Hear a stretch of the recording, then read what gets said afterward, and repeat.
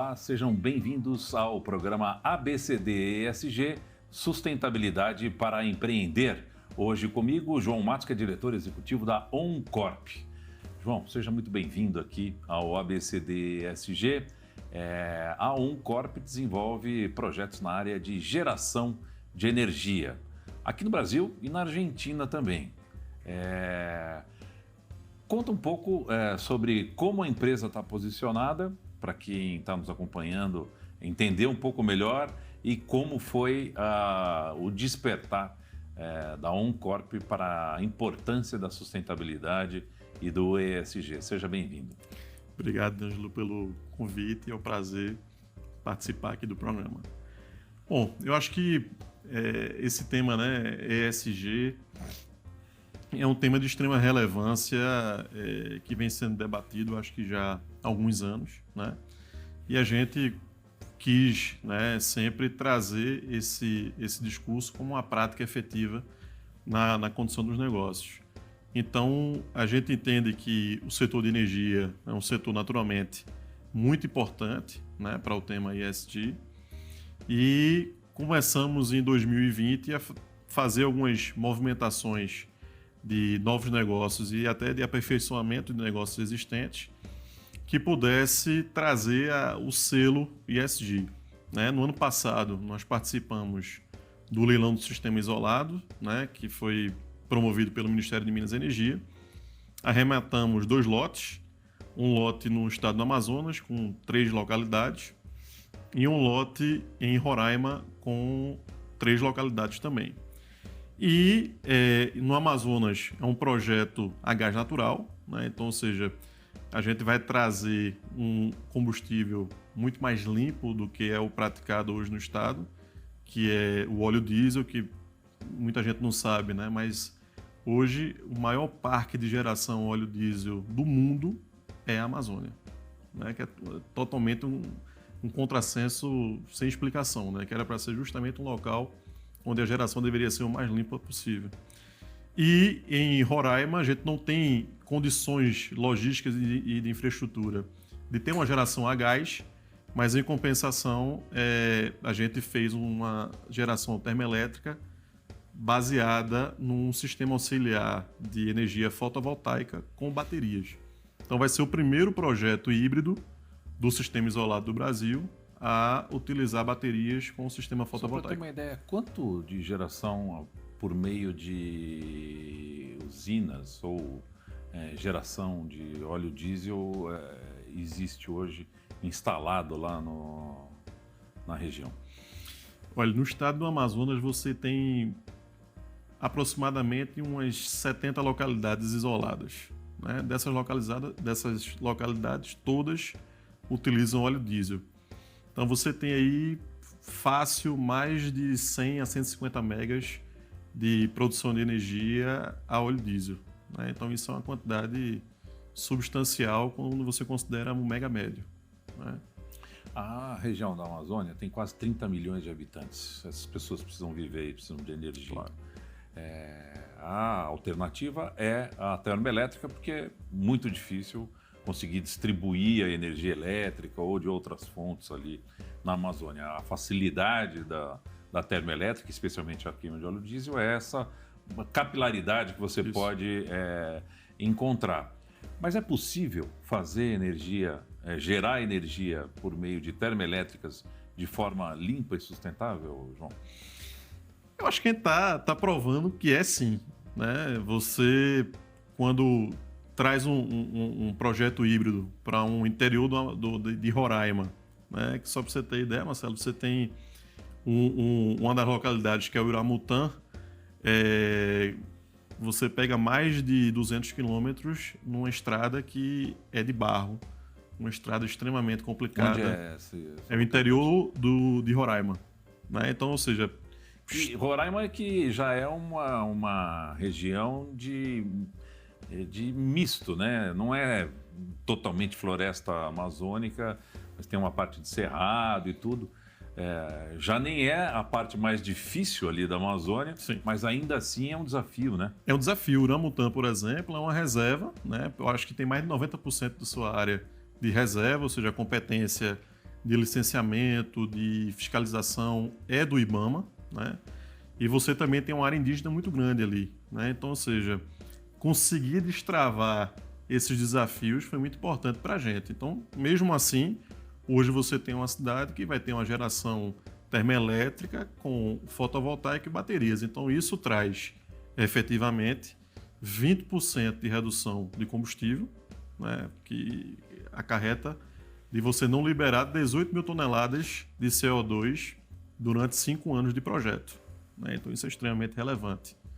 E no Amazonas, em geral, na Amazônia e no estado do Amazonas, que é o estado que detém a maior parcela territorial da floresta, você tem como começar a induzir, que isso tem que ser uma indução governamental, de você começar a induzir o gás natural ali dentro, né? Que você tem várias formas de você tentar levar o gás para o interior. Que você pode fazer o gás comprimido, né? GNC, o próprio GNL, né? Que você coloca também em sistemas de carreta, que pode ser tanto pela via fluvial como pela via rodoviária até onde possa ir, né? Então, acho que existem alternativas. Eu acho que o Estado é um importante indutor disso. Você tem que ter leilões que privilegiem aqueles empreendedores que querem, de fato, ter uma geração de energia mais limpa, utilizando inovação tecnológica, né? Eu acho que tendo esse papel do Estado como condutor é muito importante. Agora, João, tem se falado muito na questão do hidrogênio verde, né? Como a grande solução seria para resolver o problema de energia limpa, renovável. Qual é que é a avaliação que você consegue fazer hoje dessa matriz, especialmente para uma região tão desafiadora como o norte do Brasil e a Amazônia? Acho que é uma pergunta e um questionamento excelente, D'Angelo. A gente tem uma situação, hoje, por exemplo, um dos projetos que nós estamos iniciando agora no Porto Isuape, em Pernambuco, é um terminal de regasificação em parceria com a Shell, que basicamente é um terminal que vai ser uma oferta diferente de gás para a região Nordeste, que você vai receber o gás na forma de GNL, né? E uma sinergia natural de um terminal de regasificação é você ter também uma planta de hidrogênio verde, né? Só que, vamos dizer assim, essa discussão do hidrogênio verde, ela começou naturalmente por conta da guerra Rússia-Ucrânia, que você viu que a Europa ficou numa situação extremamente complicada no segmento energético, né? Porque a geração é muito dependente do gás que vem da Rússia. Então, hoje se fala, inclusive, que essa guerra pode comprometer o futuro da indústria na Europa, né, João? Não, você tem a situação de países, principalmente 3 países ali da Europa, que tem uma dependência muito grande do gás russo, né? Então, você traz um problema extremamente preocupante. E aí começou-se essa discussão do hidrogênio verde. Só que o hidrogênio verde para o Brasil é uma oportunidade, lógico, e é uma oportunidade principalmente quando você pensa na exportação para a Europa, que deve ser o único mercado consumidor a pagar o preço de uma molécula de hidrogênio verde. Só que para o Brasil é muito importante que primeiro a gente consiga dar essa virada de chave em relação à geração energética a partir do gás. Hoje você não tem um parque de geração termoelétrica tão vinculado ao combustível gás natural. Então acho que a gente tem que primeiro passar pela etapa de ter uma promoção de gás natural como combustível de termoelétricas, para depois a gente começar no hidrogênio verde, porque é uma tecnologia cara. Para exportação é um excelente negócio, com certeza vão haver desenvolvimentos que permita ser uma tecnologia mais usual, mas hoje tem sérias barreiras econômicas que não faz minimamente ser viável você fazer uma planta de hidrogênio verde pensando apenas na exportação para a Europa.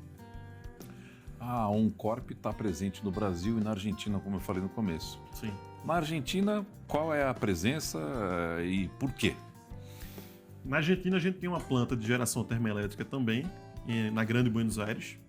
É uma planta de 30 megas, né? Então uma planta também a óleo diesel, e que é uma planta considerada de reserva, né? Ou seja, ela é despachada quando existem apertos energéticos, né? Consequentemente, era para ser uma planta pouco despachada, né? Ou seja, pouco acionada. Só que o que a gente tem visto nos últimos anos é uma planta extremamente usada, extremamente acionada, por todos os problemas energéticos que a Argentina enfrenta, assim como os problemas econômicos. Os problemas de energia na Argentina são totalmente diferentes do Brasil ou esses desafios são comuns entre os países? Não, acho que existem desafios maiores na Argentina. Eu acho que a matriz energética argentina em relação à renovável, por exemplo, ela está um pouco atrás do Brasil, né? Acho que os incentivos que existem no Brasil são incentivos maiores em relação à renovável e também a própria dinâmica geográfica do país ajuda, né? Mas em relação à confiabilidade, por exemplo, de termoelétricas, eu acho que é um país que está distante do Brasil, né? Você tem uma reserva de gás enorme ali na Argentina, que é chamada reserva de Vaca Muerta, que tem um potencial enorme de gás natural, mas você não tem a infraestrutura de levar esse gás para o restante do país ou até para exportar. O Brasil poderia ser um grande consumidor desse gás natural, mas infelizmente não existe infraestrutura, né? Porque a iniciativa privada não quer ser um indutor, né, dessa infraestrutura por não haver um ambiente de negócios tão favorável como existe aqui no Brasil. Bom, você mencionou que vocês atuam na área de energia fotovoltaica. Sim. A energia fotovoltaica é uma energia intermitente, né? Isso. Precisa atuar junto, em geral, com termoelétricas, por exemplo, onde a geração de energia é segura e pode atuar, como você falou, em momentos complementares, quando a fotovoltaica ou até a eólica, por exemplo, não pode funcionar porque não tem vento. Esse modelo permite a atuação de pequenos empresários, pequenas empresas. É possível descentralizar um pouco esse modelo? Isso é um aspecto de sustentabilidade na visão de vocês? Eu acho que a parte de energia renováveis, eu acho que é muito importante ser dito. Eu acho que no Brasil, hoje, a parcela de energia renovável que a gente tem na matriz energética é uma parcela razoável.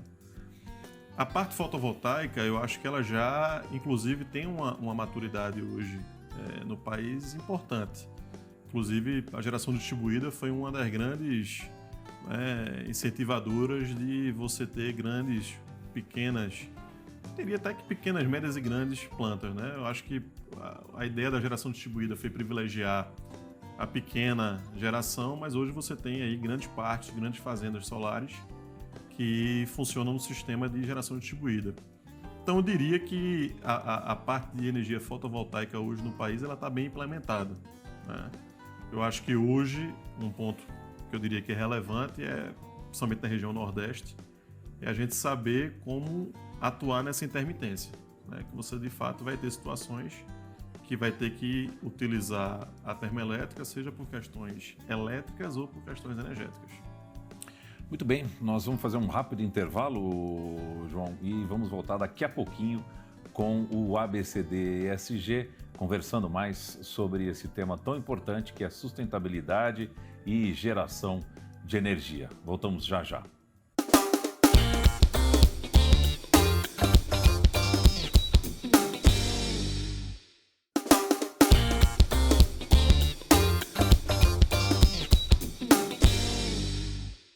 Olá, voltamos com o ABCD ESG, Sustentabilidade para Empreender. Hoje conversando com o João Matos, que é diretor executivo da OnCorp.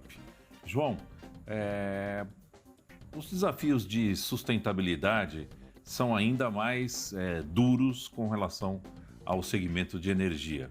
É um sistema bastante complexo, como você mencionou no primeiro bloco, dependente de infraestrutura. Você pode ter boa topografia favorável, com energia hidrelétrica, com eólica, com a solar, mas a infraestrutura ainda faz muita diferença.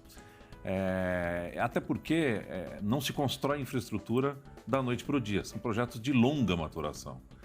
Como é que o Brasil se encontra hoje nessa questão, apesar de ter taxas de geração de energia renovável bem diferenciadas e muito maiores do que a média mundial, essa questão de infraestrutura ainda é um desafio para o Brasil? É um desafio, né? Até porque o grande questionamento que a gente sempre se pega fazendo é aquele de o que vem primeiro ou quem deve fazer a infraestrutura, né? É o Estado, é a iniciativa privada, o que é que deve ser o indutor principal da infraestrutura, né? E isso, quando você pega o mercado de energia, você vai da transmissão, geração e distribuição, né? E a mesma coisa em relação ao mercado do gás, por exemplo, né? O novo mercado de gás.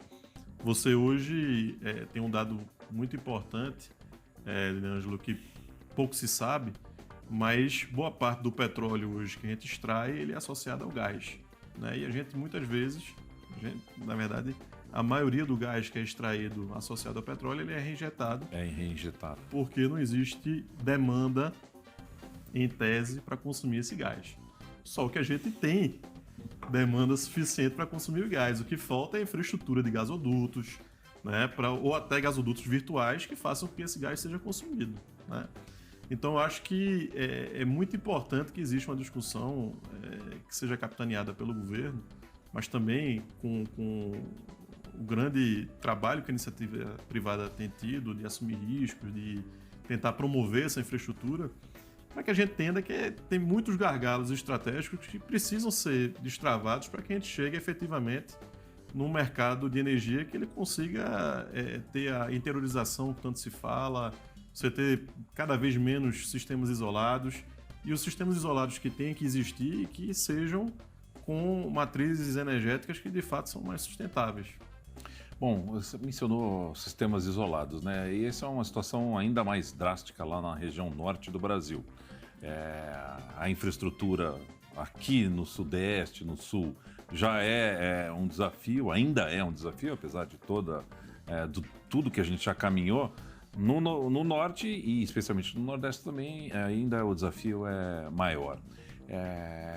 Vocês mencionam dentro dos projetos e programas que vocês têm uma certificação verde para esses projetos.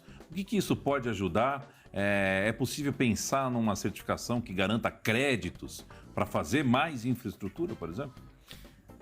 Olha, Marcelo, por exemplo, nesse leilão, né, que nós ganhamos no ano passado do sistema isolado, nós conseguimos, né, obtivemos uma certificação de selo verde em relação a Roraima, né? Essa certificação, o que é que ela garante?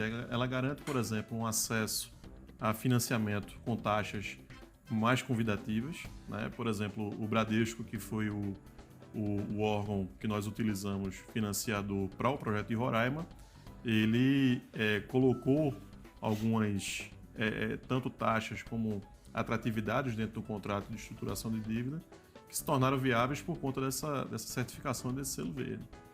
E aí você pega, por exemplo, um sistema isolado que pouco se fala, mas que ele é muito emblemático, Fernando de Noronha.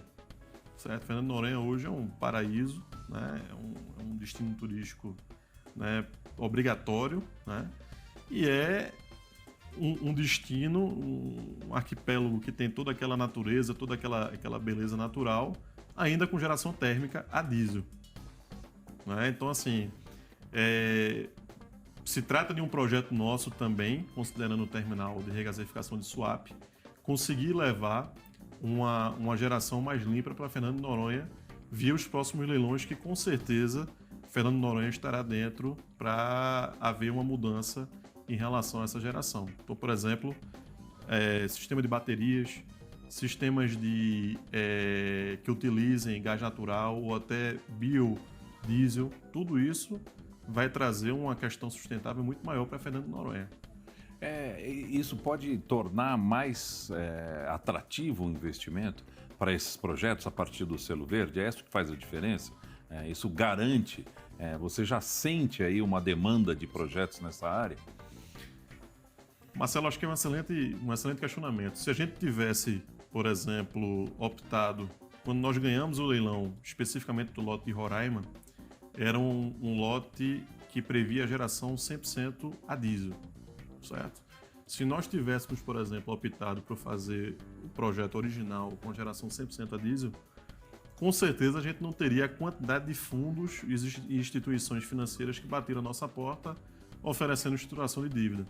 Então, a certificação verde que nós fizemos, junto com esse trabalho de trazer essa geração fotovoltaica e baterias auxiliares, foi, com certeza, um atrativo que a gente viu que o sistema financeiro estava exigindo ou tinha essa percepção de que para esse projeto se fazia necessário, né? Então, eu acho que os próximos leilões que a gente vai ter agora de geração vão ser leilões que aquele empreendedor que estiver buscando, né, naturalmente fazer seu investimento atrelado a uma estruturação de dívida junto a fundos e o mercado privado, com certeza vai ter que pensar em nome de ESG. Aqui no Brasil, os modelos, o arcabouço regulatório, jurídico, já oferece segurança? Há possibilidade de melhora? Isso é sempre uma discussão bastante complexa, importante. Como é que é a avaliação que vocês fazem desse aspecto? Você vai querer, Marcelo, que eu crie inimigos agora, né? Junto com as agências. Mas veja só, eu acho que pode melhorar, certo? Eu acho que o arcabouço regulatório hoje, para quem quer trazer benefícios de ESG e de uma geração com certeza mais balizada, com tecnologias diferentes e inovadoras, eu acho que falha um pouco ainda. Eu acho que a EPE, né, que é a empresa de pesquisa energética hoje, tem muito a oferecer. A gente tem visto movimentos importantes como publicações anuais de tecnologias e custos e benefícios atrelados a você, de fato, buscar uma inovação de geração que traga benefícios de ESG. Eu vejo uma atuação muito grande da EPE nesse sentido. Da agência, vejo que ela está tentando se incorporar a esses fóruns de discussão, mas eu acho que o arcabouço regulatório pode melhorar sim. Em que aspecto, especialmente? Eu acho que do momento em que o empreendedor ele decide fazer alguma alteração de característica técnica no projeto que traga de fato alguma relevância positiva nessa questão de ESG, eu noto que existe uma predisposição, mas existem lacunas regulatórias que, por exemplo, impedem uma flexibilização, por exemplo. Às vezes até permitem, mas a lacuna deixa muitas vezes o técnico ou o responsável pela ação na agência tendo que usar a criatividade. Eu acho que a gente já poderia ter uma regulação que fosse específica para tratar de alterações que beneficiassem o meio ambiente, que fosse de acordo com aquelas premissas de ESG. Eu acho que isso deveria haver. O Brasil, em relação a outros países do mundo, está muito atrasado? É possível fazer alguma comparação? Veja, eu acho que em relação ao mercado livre, em relação a essa questão de uma melhor regulação no ambiente de alterações de características técnicas de projeto, eu acredito que ainda falta só um pouco. Eu acho que a gente não deixa nada a desejar em relação a países desenvolvidos. Eu acho que a gente tem tido nos últimos anos avanços importantes em relação, por exemplo, ao novo mercado de gás, que a gente viu que destravou legislação, normas, portarias, mas em relação a, vamos dizer assim, medidas que cabem ao empreendedor fazê-las de forma mais simples e efetiva, eu acho que isso ainda falta deixar um pouco alguns caminhos já pré-determinados para que o empreendedor tenha um caminho mais fácil e tenha um pouco menos de burocracia. O uso de biomassa e de outros insumos orgânicos para a geração de energia, como é que você avalia? Existem boas perspectivas? Algumas experiências são interessantes? Seriam viáveis para usar para geração de energia para o consumo, seja de indústria ou de residência? Com certeza, a gente tem visto várias iniciativas, desde setor sucroalcooleiro, para você fazer geração através de bagaço de cana e outras substâncias que você acaba não tendo um aproveitamento dentro do processo fabril específico. Você tem aterros sanitários, que também tem tido uma geração muito bem aproveitada em centros urbanos que não são capitais, mas que tem uma grande concentração de lixo que não é bem direcionado. Então, acho que com certeza, tanto para biogás, tem um enorme potencial.